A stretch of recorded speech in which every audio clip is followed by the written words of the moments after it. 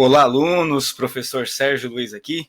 Então, vamos começando a nossa aula de filosofia, dando continuidade aos estudos da semana passada, onde a gente viu alguns conceitos fundamentais de introdução à história da filosofia.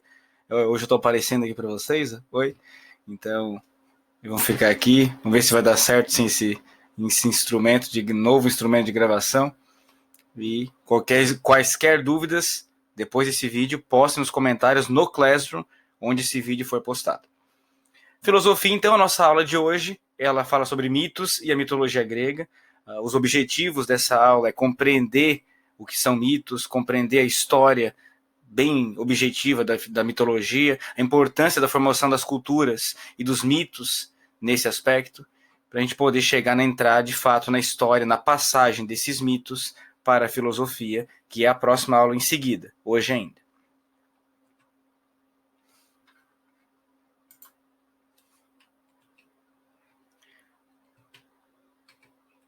Os tipos de conhecimento. Antes de entrar especificamente no mito, é bom a gente dar uma relembrada nos tipos de conhecimento.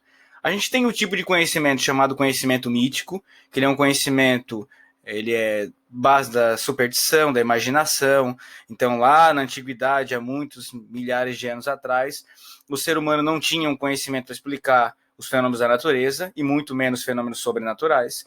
Logo, começaram a narrar, inventar histórias para poder explicar os fenômenos da natureza, do homem, dos deuses, etc. E ficaram conhecidos como mitos. Esse é um tipo de conhecimento. Muito próximo do conhecimento religioso, embora não seja. Tem relação, mas fala conhecimento mítico, eu estou falando de religioso. Não. Então, lembrando que para os povos, esses conhecimentos eram verdades. Para os gregos, por exemplo, falar de Zeus, para eles era verdade, Zeus existia mesmo. E também fazia parte da religião deles. Mas deixar bem claro, existe uma conexão entre conhecimento mítico e religioso, mas não são a mesma coisa. O conhecimento religioso já é muito mais amplo, ele trata de fato de uma religião em si. Os mitos falam de heróis, monstros, a natureza. O conhecimento religioso ele é um conhecimento revelado pela divindade a um homem, a um indivíduo específico, a um profeta que seja, que esse indivíduo vai escrever algum livro sagrado que vai ditar aos homens as regras de comportamento e explicação do universo, da vida, da origem, e acordos morais e etc. Que é o conhecimento religioso ou teológico, que é a base da religião. A religião não produz esse conhecimento. A religião já tem esse conhecimento produzido, revelado pelo divino, e ela utiliza desse conhecimento como base da sua prática. O senso comum é o conhecimento baseado nas experiências do cotidiano, também chamado de opinião. Então, aquilo que eu acho, as experiências do dia a dia. Os hábitos e costumes do dia a dia geram o senso comum, é o conhecimento de senso comum. Às vezes, o senso comum tem embasamento religioso, tem embasamento mítico, tem embasamento filosófico, até científico. Mas ele é um conhecimento de viver, conhecimento prático das vivências do dia a dia. Alguns trazem como conhecimento empírico. Tomar cuidado porque o científico também é empírico. Mas é porque o empírico significa experiência. É o conhecimento que surge das experiências do cotidiano. O conhecimento filosófico é um conhecimento baseado nos princípios da razão. Então ele utiliza de uma linguagem rigorosa, rígida, princípios da razão, para buscar as grandes questões da humanidade. O conhecimento científico, ele é um conhecimento também que utiliza da razão, mas além da razão ele utiliza da experimentação.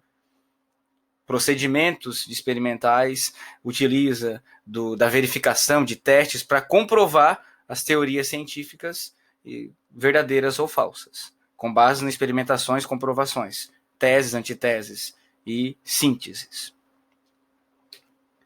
Vamos ao mito. Então, afinal, o que é esse negócio chamado mito? Hoje no dia a dia a gente costuma se chamar pessoas de mitos, né? Porque é algo tipo, é uma pessoa grandiosa, é algo fantástico, meio que sobrenatural. Então ele fala, fulano é um mito. Tipo, o cara é fantástico, ele é surreal.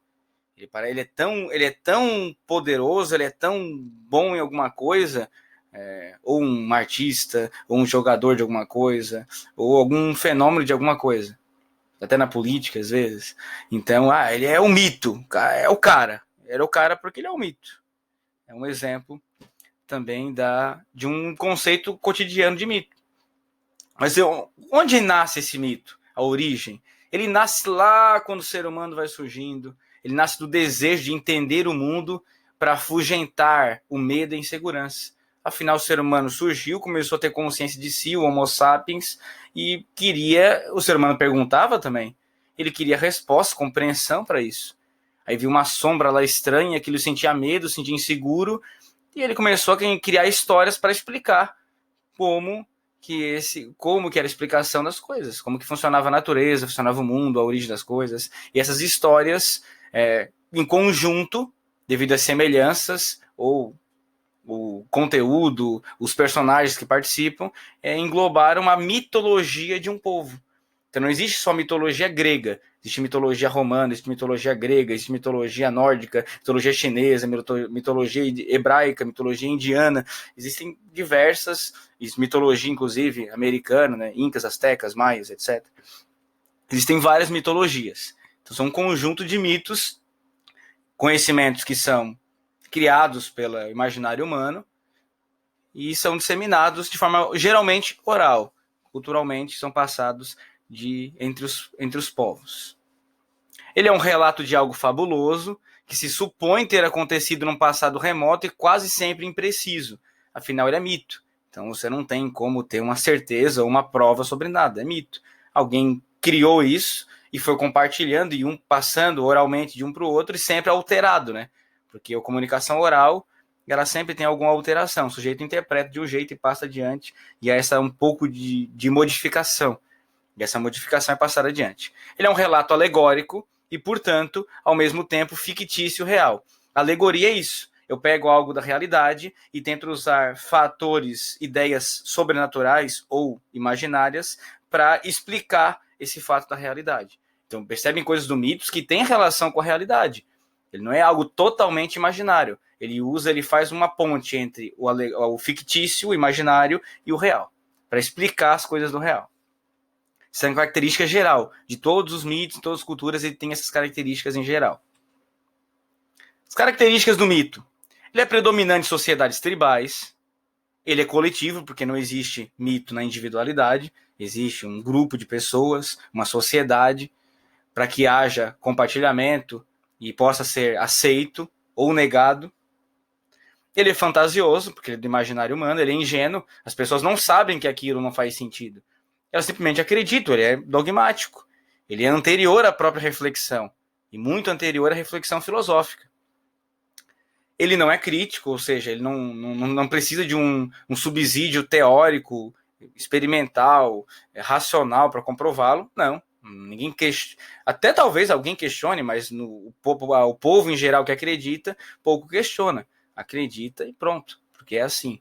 Ele não é teórico, logo também não é escrito. Foi escrito por alguns personagens ao longo da história, que a gente vai ver, mas ele é predominantemente oral. Ele não é científico, logo ele é pré-filosófico, pré-científico, então lá nos primórdios da humanidade. Ele é alegórico, faz a relação entre ficção e realidade. Ele é intuitivo, porque o ser humano vai vendo os fenômenos da natureza e vai tentando criar explicações para aquilo. Por exemplo, lá na antiguidade alguém viu uma pata muito grande, não conhecia aquele animal, então imaginou que aquilo relacionou com algum animal conhecido e imaginou que aquilo seria um monstro, alguma coisa, e foi disseminando aquilo. Os povos que iam comercializar lá de barquinho, na época não tinha navio, lá na antiguidade, as primeiras civilizações, um barquinho lá pelo mar, pelo rio, etc. E aí dava uma onda, alguma coisa, uma tempestade, associavam isso a algum fenômeno sobrenatural e inventavam, criavam histórias sobre aquele fato. É um exemplo também da característica do mito. E ele é dogmático, ele é um tabu porque ninguém questiona. Não se debate o mito, se acredita ou não. Até porque são histórias do fantasioso, da criação, do imaginário humano. Não quer dizer que para aquele povo que acredita ele seja fantasioso. Não, para aquele povo ele é real. Eles realmente acreditavam naqueles mitos, naquelas histórias, nos deuses, nos heróis, etc. Realmente acreditavam naquilo. Até muitos mitos incorporaram a religião de muitos povos. Exemplo, a mitologia grega. A religião grega e a mitologia grega estavam totalmente unidas. Funções do mito. Para que ele existiu? Ele era fundamental, ele foi fundamental para situar o homem no mundo, para dar sentido para a vida humana, estabelecer as diretrizes da ação humana, ou seja, para onde a gente vai, qual é a conduta moral correta. Então, como que a gente deve agir? É um mito que vai estabelecer os primeiros critérios, diretrizes, os rumos da ação humana ao longo da história. Vai explicar a construção da cultura. Então, compreendendo os mitos de um povo, você compreende a formação cultural de um povo. Por isso que é fundamental a compreensão e estudo da mitologia. E explicar a realidade. Claro que de uma forma alegórica, de uma forma superficial, de uma forma imaginária, mas explica alguma coisa da realidade. Mitologia grega. Então, por que a gente vai estudar a mitologia grega? Professor, tantas mitologias, a gente vai estudar logo a grega. A Grécia é o berço da que a gente chama de cultura ocidental. Então, a nossa cultura ocidental, tanto a Europa quanto a América, de forma geral, ela é totalmente influenciada pela cultura greco-romana. Então, essa mitologia vai influenciar em várias palavras, vários hábitos, vários costumes que nós temos aqui no Ocidente. Então, por isso é tão importante estudar a mitologia grega. Não que as outras mitologias não sejam importantes. Inclusive, cinema faz filmes sobre a mitologia nórdica, Thor, por exemplo, Odin, etc. Não é da mitologia grega, são deuses de outra mitologia. Mas compreender a nossa história é importante estudar a mitologia grega. Greco-romana, né? A gente vai começar na mitologia grega, que vai dar origem à filosofia. Depois, com o passar da história, vai ter uma mudança estrutural e lentamente isso vai se tornar... O mito vai surgir um novo conhecimento, o mito continua e surge um novo conhecimento chamado conhecimento filosófico. Esses mitos, eles explicavam também, tem um contexto também de expedições marítimas, um povo na Hélade grega, que era o conjunto de cidades da Grécia, as expedições marítimas, barcos, não tinha navio muito sofisticado, eram barcos, embarcações, canoas, etc., ou até barcos médios. E esses barcos, veleiros talvez, ou remos, mas barcos sim, bem rústicos, bem básicos. Esses barcos, eles viajavam de uma cidade para outra e faziam comércio entre si, e esses mitos eram compartilhados entre eles. Por isso que esses se expandiram tanto, foram tão conhecidos, porque um meio de comunicação mais eficiente não é o WhatsApp, é a fofoca. E era assim que esses mitos eram compartilhados na época. Os cantores dos eventos. Por que cantores? Porque os mitos, os poemas, eles eram cantados mesmo. Eles eram escritos geralmente em poemas, ou os próprios mitos, eles eram inventados, as pessoas cantavam esses eventos. Faziam realmente poemas cantados sobre os eventos. E contavam a história de deuses, castigos, monstros, a natureza e etc. O surgimento do mundo, tudo isso era contado no mito. A gente percebe aqui, esse é o Mapa Mundi de 2008, então, um mapa bem recente, consideravelmente. Não tem relação com o mapa naquela época, né? Lá no século 7, 6 a.C. Na mitologia, a gente está falando aí do século 10 a.C., até um pouco antes.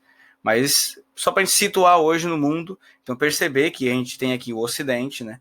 A gente tem aqui o que a gente chama de cultura ocidental, toda a América. A gente tem aqui a boa parte da Europa. A gente tem aqui o continente africano. E tudo isso a gente chama aí cultura de Ocidente, vamos dizer assim. Mas por que Ocidente? E se a gente pegar o meridiano de Greenwich, a gente percebe que não é bem Ocidente. Geograficamente falando, é Oriente. A Europa está no Oriente, geograficamente falando, partindo do pressuposto geográfico do meridiano de Greenwich. Mas não é por questão geográfica, mapa, cartográfica. É uma questão cultural. A cultura ocidental, ela nasce nessa região ali do mar Mediterrâneo e etc. O que a gente entende por Europa hoje nasce nessa... As grandes civilizações surgiram nessa região. E a gente chama isso de cultura ocidental. Por questão cultural. Não é uma questão cartográfica, geográfica. É uma questão de mapa. Porque se tu analisar no mapa, não está no Oriente, professor. Isso tudo está errado. Não, realmente está no Ocidente. É uma questão político-cultural. Essa divisão, né, de como cultura ocidental, que vai influenciar toda a cultura do Ocidente. Os países como China, Japão e etc., Índia, tem uma cultura bem diferenciada da cultura europeia. Por isso são tratados como cultura oriental. Então a diferença está por aí. Então é nessa região aqui que vai ter os nossos, que estarão situados, né, geograficamente os nossos estudos. Puxei um mapa, perdi um pouquinho de qualidade, mas é o mesmo mapa, só puxei um zoom. Então toda essa região aqui, ó, percebam, né? É bom destacar que esse surgimento da filosofia ele vai se dar também no norte da África. Se fala muito em Europa, se fala muito em Grécia, e se esquece de destacar que tem uma influência enorme do norte da África. Você percebe? O Egito, Líbia, na época não era chamado assim, claro, mas o Egito já era, outros territórios, outra região. Então, Sudão, Iraque, Turquia, Síria, hoje é chamado assim, né? Então você percebe aqui o território da Espanha, a botinha da Itália, parece uma bota. Então, França, ó, Alemanha, vários países hoje a gente conhece, e a Grécia está aqui situada bem, né, às margens do mar Mediterrâneo, que na época, não lembro se tinha esse nome, se eu não me engano, não era o nome ainda, mas a gente chama hoje de mar Mediterrâneo, que foi a construção da civilização greco-romana, se dá nesse contexto geográfico aí. É importante situar o contexto geográfico. E o que os mitos explicavam, então?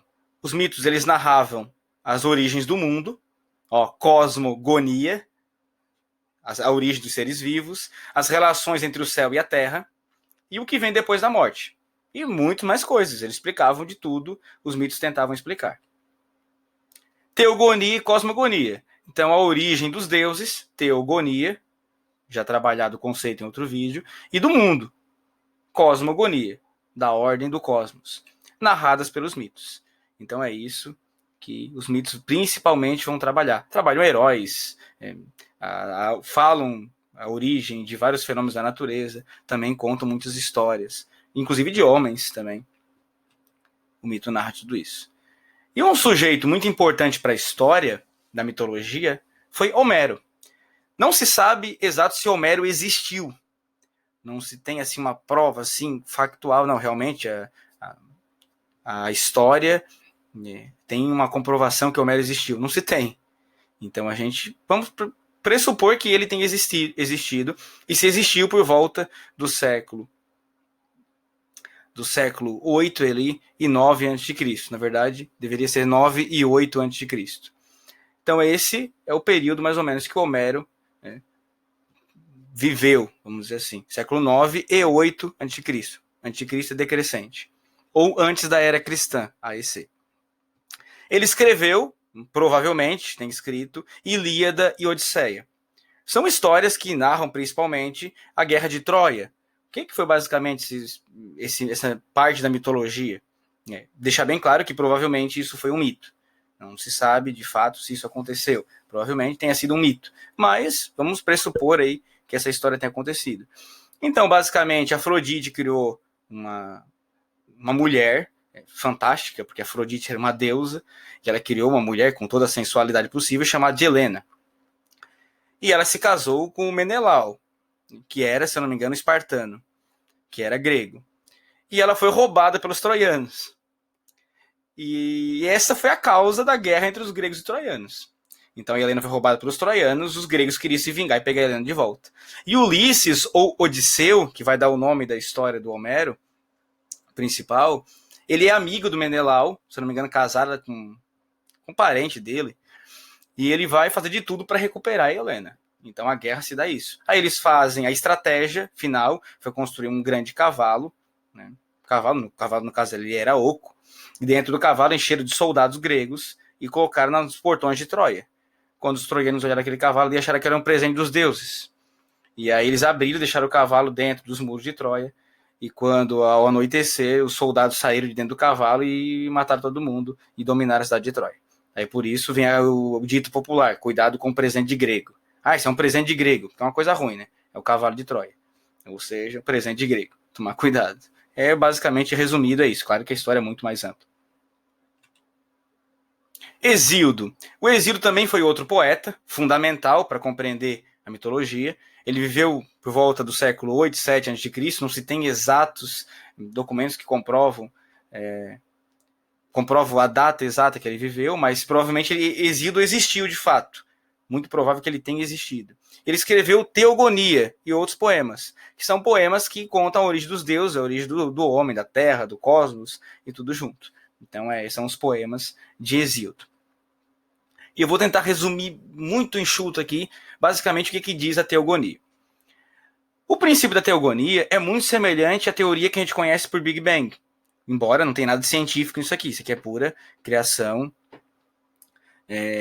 mitológica. Tudo já existia dentro de um ponto muito concentrado. Terra, água, céu, tudo. A própria ideia de homem estava tudo concentrado num ponto, tudo misturado, nada tinha forma. E esse ponto inicial é chamado de caos. Ele era um grande titã, um super deus. E de tanto conflito que existiam entre esses materiais nesse ponto, um dia esse ponto veio a explodir. Houve uma grande explosão e libertou tudo. E libertou grandes titãs, superdeuses. Titãs são superdeuses. Urano e Gaia. Gaia representa a Terra, Urano representa o céu. E Urano era irmão de Gaia. Então é muito comum aqui casamento entre deuses e irmãos, tá? A mitologia, eu não gosto de usar essa expressão, mas usando um termo bem coloquial para vocês, é uma putaria danada. A mitologia é bem assim mesmo. Um irmão pega outro, mata um deus, pega a esposa do outro deus, que é a irmã dele, é um rolo. Então, acostume-se com as histórias mitológicas, tem muito disso. Muito disso, é muito comum. Urano, irmão de Gaia, se casou com Gaia, só porque Urano ele tinha um certo problema. Ele vivia em constante cópula com Gaia, não largava a Gaia para nada. E isso, a Gaia não conseguia parir os filhos, ficava dentro dela. E tinha um certo problema. E provavelmente um deles, se não me engano, Cronos, exatamente. Cronos ficou de dentro de Gaia, ele faz um acordo com a sua mãe Gaia, e ele corta o órgão genital do pai, e logo há um desdobramento entre Urano e Gaia. Urano fica em cima, representando os céus, e Gaia desce, representando a terra. E entre o céu e a terra, o reinado agora é de Cronos, que significa tempo, que casou com Reia, que significa espaço. Então, entre o céu e a terra, existe o tempo e o espaço. Claro que Gaia e Urano tiveram outros vários titãs que também são deuses. Exemplos aqui, Teia, Hiperion, Ciclope sem braços, e Oceano, e vários outros titãs, ou superdeuses. Cronos e Reias também são irmãos, e eles se casam, e há uma profecia de que um dos filhos de Cronos, devido a ele ter feito isso com o pai dele Urano, ter cortado o órgão genital do pai, uma profecia que Cronos, um dos filhos deles, iria tomar o seu poder, reinar sobre ele. E ele ficou indignado, ele comia os filhos, então os filhos nem nasciam, ele comia os filhos.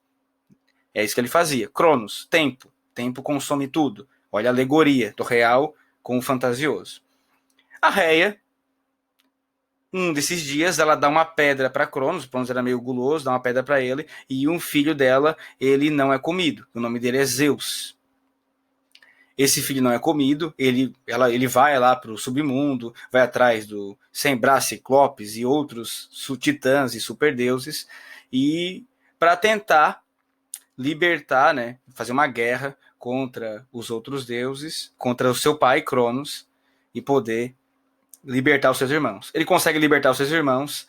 O Hefesto, que era um deus, um super titã, construía as armas para os deuses. Ele constrói as armas e dá para os deuses, agora os verdinhos são deuses.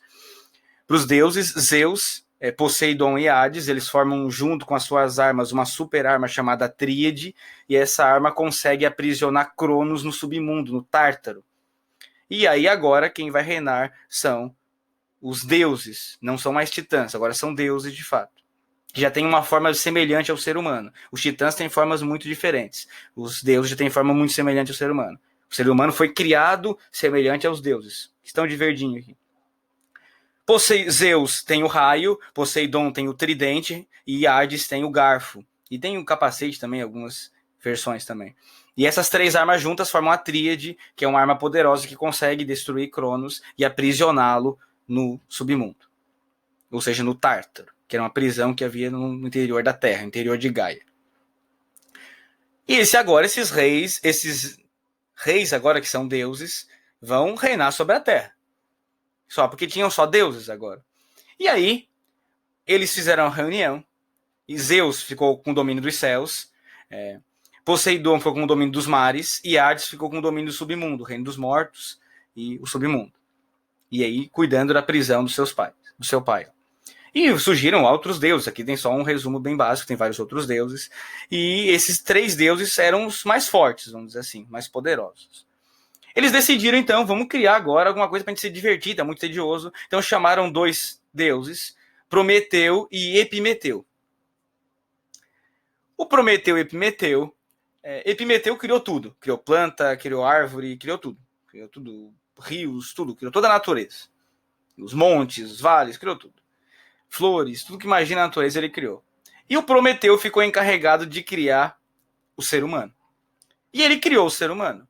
O Epimeteu deu de tudo para cada animal.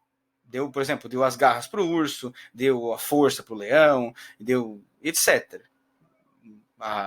Cada característica que animal tem para sobreviver, Epimeteu deu tudo.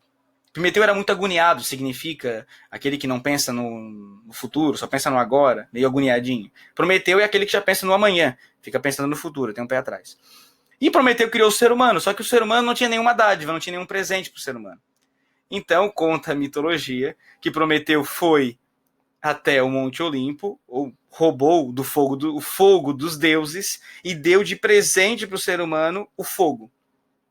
E aí o ser humano começou a se revoltar contra os deuses porque recebeu o fogo dos deuses. E aí Zeus ficou muito irritado, colocou Prometeu num monte, e onde se não me engano, um corvo, uma águia, ia todo dia lá e comia o fígado dele, e à noite o fígado se regenerava. E aí o fígado se regenera. Olha, fator do real com o sobrenatural. É um órgão que se regenera. E a mitologia já traz isso à tona. Então, comia um pedaço do fígado todo dia, e à noite ele se regenerava e depois comia de novo, até que só futuramente Hércules vai surgir e vai libertar Prometeu do monte. Antes disso, inclusive, Hércules foi criado para isso, para libertar Prometeu, mas é futuramente. E aí dá toda essa guerra, né, entre deuses e homens. Começa a surgir agora, porque Prometeu deu fogo dos deuses ao homem. E fogo representa a razão, representa a possibilidade de uma vida autônoma, livre da dependência dos deuses. Aqui tem alguns deuses e as suas armas, seus domínios. Zeus tinha o raio, o céu e a justiça. Poseidon tinha um tridente e um mar. Hades o capacete ou o garfo, que era o submundo. Apolo era o deus da poesia, da música, da razão. Tinha a lira. Ares, deus das armas, da guerra. Hefesto, deus do martelo, trabalhava numa forja. Ele fazia as armas dos deuses. Tem o Hefaisto, também alguns chamam de Hefaisto. Hermes, que era o correio do Olimpo, mensageiro. Dionísio, tinha um galho lá de mato, lá, que era o deus do teatro, do vinho. Tem Hera, que era o pavão, era o deus do casamento, então, da ostentação. Assim. Atena era a deusa das armas, também da sabedoria, da estratégia de guerra, da arte de guerra, não da guerra em si Ares, da arte de guerra, da estratégia de guerra, da sabedoria também é Atena. Afrodite, a deusa do amor, da sensualidade. Artemis tinha o arco, a deusa da caça, do parto.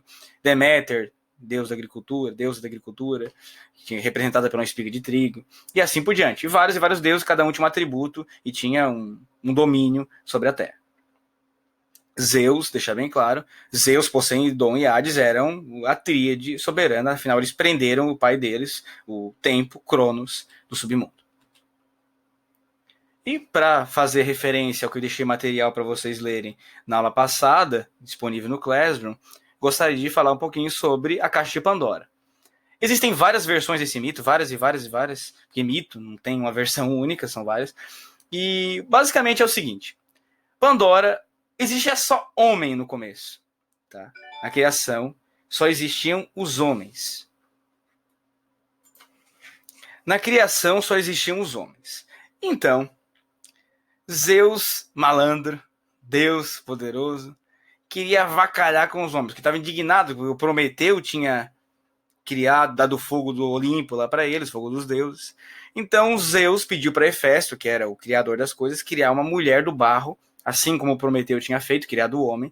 E aí cada deus deu para a mulher uma característica, um presente. E fez a mulher ser a obra criada pelos deuses, a mais sedutora, a mais manipuladora e a mais encantadora de todas as criaturas da Terra. Isso conta os mitos. E deu, então, essa mulher, fantástica chamada Pandora, a primeira mulher, e deu de presente, né, a quem? A Prometeu e a Epimeteu. O Epimeteu, agoniado, não, eu quero, é maravilhosa, pô, eu quero essa mulher aí. E ficou.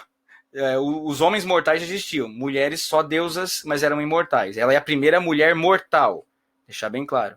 Então já existiam deusas mulheres, mas a primeira mulher mortal foi Pandora. E ele dá de presente, aí, claro, Epimeteu agoniado pegou a Pandora para ele, e junto Zeus deu uma caixa de presente. E Prometeu disse para Epimeteu: não faz isso, presente de Zeus é bucha. Fica cuidado, é problema. Não confie no presente de Zeus. E Pandora, muito curiosa, mas não falaram o que tinha na caixa. Pandora abriu a caixa. Um descuido, Epimeteu deixou, que ele era descuidado mesmo. Pandora abriu a caixa e dentro da caixa estavam todos os males da humanidade. E quando ela abriu a caixa, todos os males, dores, a morte, sofrimento, angústia e doenças e tudo isso saiu da caixa e se espalhou pelo mundo afora. E aí, a única coisa que não conseguiu sair da caixa foi a esperança. A esperança, que também é um mal, porque na visão da mitologia, esperar não é algo bom. É esperança, tem que acreditar que vai dar certo, você não faz acontecer, você espera. E ela ficou ali presa dentro da caixa. E por isso aquela dito popular, a esperança é a única, é a última, ou é a única, né? Não, a esperança é a última que morre. Se não me engano, o ditado popular é isso. A esperança é a última que morre. Por quê? Porque ela é a última que ficou na caixa. Então percebam que olha a influência dos ditos populares com a mitologia. Então basicamente o mito diz isso aqui. Não é? Tem várias versões, tá? Verão várias versões do próprio livro que eu postei para vocês. Se não me engano, do Paul Gleason, se não me engano, acho que o livro de mitologia é esse. É um livro fantástico que também trabalha essas questões. O livro de mitologia da Kathleen Sears é um outro livro, e o de filosofia do Paul Gleason. Então esse livro da Kathleen Sears é fantástico e traz várias versões do mito, explica ali detalhadamente, é tudo que você deveria aprender sobre mitologia. Uma ótima bibliografia que eu recomendo, inclusive, na postagem da aula passada. Recomendei como referência bibliográfica. E por hoje a gente fica aqui, a nossa aula de mitologia é essa. Desculpe pela extensão, mas é necessária. E aí na próxima aula, que já vem em seguida aí, a gente vê então a passagem desses mitos para o surgimento da filosofia. Um abraço, bons estudos, boa leitura e tudo de bom para vocês.